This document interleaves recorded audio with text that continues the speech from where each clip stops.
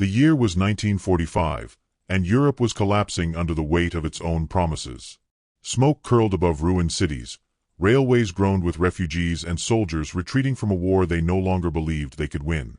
Along the edges of that unraveling world moved a quieter tide, young women in faded gray and blue uniforms, the Luftwaffe's Flakhelferinnen who once guided anti-aircraft guns, Red Cross nurses who had bandaged shattered limbs, clerks who had typed orders for armies now in retreat.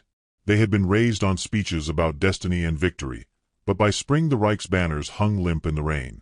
The once invincible war machine was coughing out its final soldiers, and these women found themselves caught in its dying breath.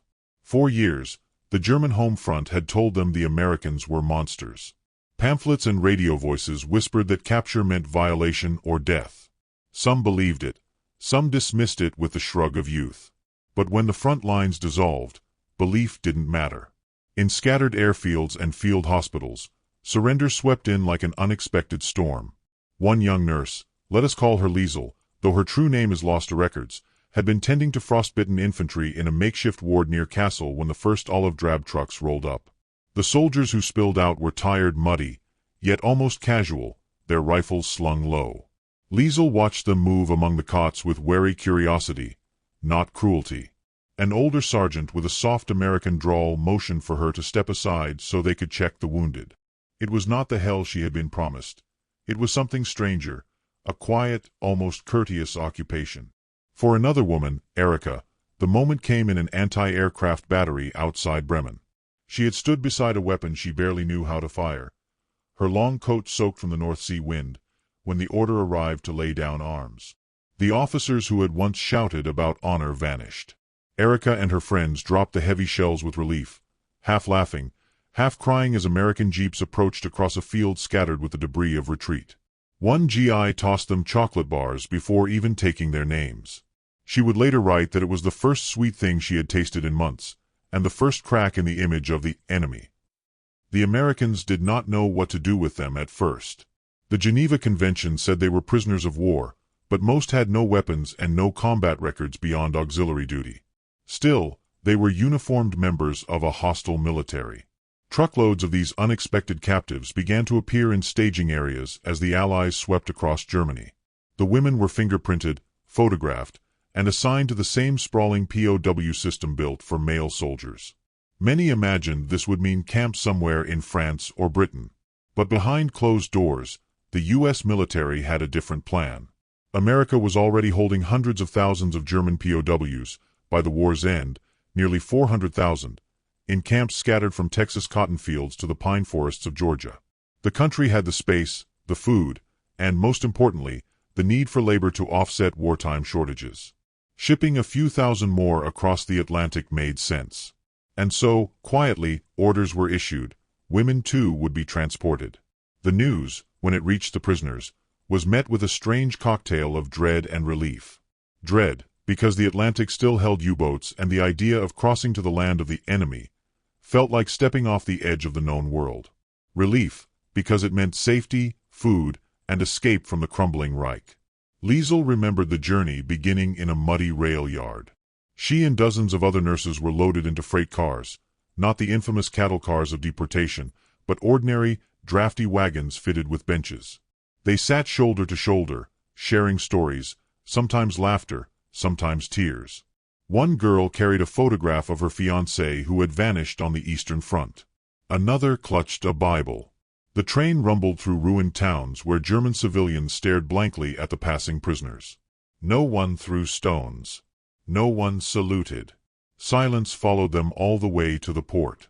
There, at a harbor heavy with salt and diesel fumes, the ship loomed, a converted American troop carrier. Its hull was streaked with rust, its deck swarming with sailors and MPs. The women were herded up gangways under a pale, cold sun. Some tried to stand tall, others stared at their boots. A few dared to glance back at the continent disappearing behind them, their homes, their families, everything they had known swallowed by smoke and surrender. The crossing was not easy. The Atlantic in spring was restless, and the ship heaved through gray-green swells. The women slept in stacked bunks, the air heavy with salt and sickness. Guards patrolled, but without menace. Most were young Americans curious about these unexpected prisoners. There were awkward smiles, halting exchanges of words neither side fully understood. At night, the ship throbbed with the engine's heartbeat, and some lay awake, wondering if U-boats still prowled. They imagined the cold ocean swallowing them whole before they ever saw this mysterious America. Yet there were small mercies. Meals were plain but sufficient: bread, tinned meat, weak coffee. After months of rationing, it felt abundant. Sometimes a sailor would slip extra fruit to the seasick girls. There were no beatings, no jeers, only the strange distance of people who were supposed to be enemies but looked, in the dim light, simply human. Days blurred into one another until, one morning, the sea changed. The air smelled different, less brine, more land. Fog curled low, and through it rose shapes almost fantastical to eyes used to bombed-out Europe: towering cranes, rows of warehouses, and beyond them, a city skyline bristling with steel and glass. For some it was New York, for others, New Orleans or Boston. Wherever it was, the reaction was the same: a stunned, quiet awe. Erica would later recall the shock of seeing skyscrapers unscarred by bombs. "It was like a fairy tale," she whispered to a bunkmate. "A fairy tale where we are the witches." Dock workers paused to stare as the women filed down the gangplanks. Here were the supposed enemies, not stormtroopers or hardened fanatics, but pale, exhausted young women clutching small bundles of belongings. Some wore nurses' caps, some Luftwaffe jackets several sizes too big. The Americans on the pier gawked, muttered, sometimes smiled. A few tipped their caps. The prisoners felt eyes on them but no hatred, only curiosity, and perhaps a little pity. They were processed quickly, handed numbered tags, loaded onto buses or trains that would take them inland to the camps.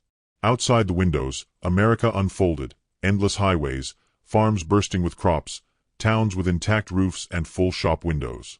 For women who had known bomb shelters and rubble, it was dizzying. The land seemed impossibly wide and untouched, a quiet rebuke to all the propaganda about a starving, decadent enemy. Liesel sat beside a window, clutching her knees as fields swept past. She felt the dissonance deep in her chest. This was the enemy? This green, peaceful country where children waved at the passing bus? She thought of the posters that had shown Americans as brutes and savages. Nothing matched. Confusion mingled with a reluctant sense of safety. Whatever waited behind the barbed wire, it could not be worse than home. Yet there was something unsettling too. These women were stripped not only of their uniforms but of the certainties they had been fed since childhood. They were soldiers without a war, believers without a cause, foreigners in a land that had beaten them yet treated them with an unexpected restraint. As the convoy of buses and trains carried them deeper into America, they stared out at the unbombed cities and full markets and wondered what other lies they had swallowed. Somewhere, beneath the relief, a seed of quiet rebellion against everything they had been taught began to sprout. But if arrival felt surreal, what waited at the end of those tracks would feel stranger still. The gates of the American camps would swing open not to cruelty, but to a life that would challenge everything they thought they knew about enemies, about freedom, and about themselves. The bus rumbled to a stop before a double line of barbed wire. Guard towers loomed above the flat Texas plain, their silhouettes sharp against the evening sky. For Liesel, the sight was jarring. The war had ended for her, but here was proof she was still a prisoner. Erica, sitting just behind her, tightened her coat and peered at the camp beyond the fence. She expected menace, perhaps shouting or snarling dogs. Instead, a young American MP leaned casually on his rifle, chewing gum, and waved them forward with a nod. The gate clanked shut behind the convoy, and for a moment the women felt a chill. Whatever lay inside, there was no turning back. The camp was vast and orderly, a grid of low wooden barracks and dusty lanes. Floodlights buzzed overhead, but the mood was strangely calm. Inside the first barack, bunks lined the walls. Simple mattresses, wool blankets, a potbelly stove in the center. It was not comfortable, but it was no dungeon. Liesel caught Erica's glance. Both shared a silent, bewildered relief. They had imagined cells or starvation. Instead they found a Spartan but livable space. The other prisoners, mostly men captured long before them, eyed the new arrivals with open curiosity but little hostility. To them, these women were an anomaly. Fragments of a collapsing world suddenly dropped into their routine. The days soon fell into a rhythm that felt almost unreal after the chaos of the front. Morning roll call under the dry Texas sun. Breakfast, oatmeal, sometimes eggs, thick slices of bread with jam. The food was plain but plentiful, a small shock to women who had measured out every crust at home. Work details followed. Some were assigned to sew uniforms, others to sort supplies or tend vegetable fields just beyond the wire. Erica joined a group sent to a nearby orchard, where she spent long afternoons plucking fruit beneath an endless blue sky. American farmers would sometimes pause to watch, fascinated, perhaps uneasy, as former enemies moved through the rows with quiet efficiency. At first, the labor felt humiliating. Erica's hands, once ink-stained from clerical work, grew blistered. Yet there was dignity in the steadiness, and even a small pride in earning the camp scrip, currency good for soap, stationery, or a rare chocolate bar at the tiny camp store. For Liesel, the change was deeper. As a nurse, she was reassigned to assist in the infirmary, treating coughs and heat exhaustion under the supervision of a kindly U.S. Army doctor who addressed her simply as Mississippi. She expected suspicion. Instead, she found respect for her skill. "You're good with the thermometer," he said once with a smile. It was a small comment, but it landed like a stone in a still pond. Back in Germany, she had been praised only as a cog in service to the Reich. Here, in the heart of enemy territory, she was seen simply as a professional. The cultural dissonance grew sharper with each passing week. Nights brought the crackle of American radio, swing music, war updates, even baseball scores drifting from guard shacks. The prisoners weren't meant to listen, but sound traveled. Some guards left doors ajar on purpose, smirking at the idea of their captives hearing Benny Goodman or Frank Sinatra. Liesel would lie awake, the unfamiliar rhythms tugging at something she didn't have a name for. Erica felt it too, standing at the window one night, staring at the stars over Texas and realizing she had not thought of Hitler in days. The propaganda of their youth, the promised final victory, the enemy's savagery, unraveled quickly here. The Americans were neither cruel nor weak. They were simply people, some gruff, some kind, many curious. A guard once asked Erica, awkwardly, how she had ended up in the Luftwaffe. She shrugged and said, "It was expected." He nodded, chewing gum, and changed the subject to the weather. That simple, unjudging exchange unsettled her more than any interrogation could have. If the enemy was not what she'd been taught, then what was she? There were rules, strict ones. The women were forbidden from approaching guards or civilians beyond what duty required. Yet humanity leaked through cracks in regulation.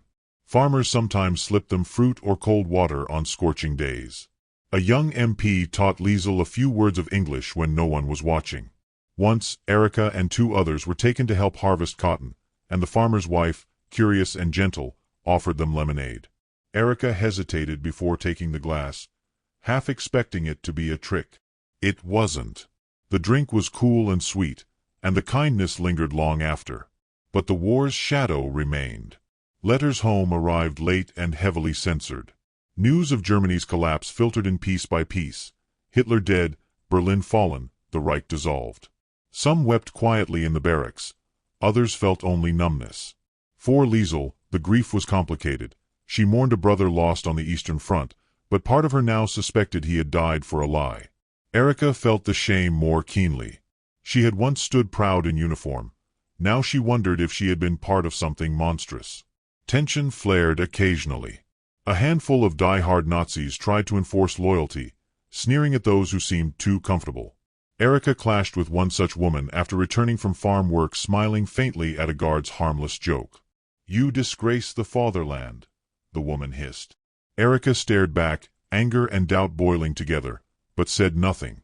That night, she dreamed not of victory but of the wide Texan sky and the strange sense of safety it gave her. As summer bled into autumn, the camp became a liminal space. Neither home nor enemy, neither freedom nor true captivity. The women were technically prisoners, yet freer in thought than they had ever been under the Reich. Each day chipped away at the certainty that had once armored them. Liesel began to imagine a life beyond the war, a future shaped not by orders but by choice. Erica felt both hope and terror in that same vision. What would they return to? A ruined Germany? Suspicion? Silence? Then one evening, a rumor swept the barracks. Repatriation lists were coming.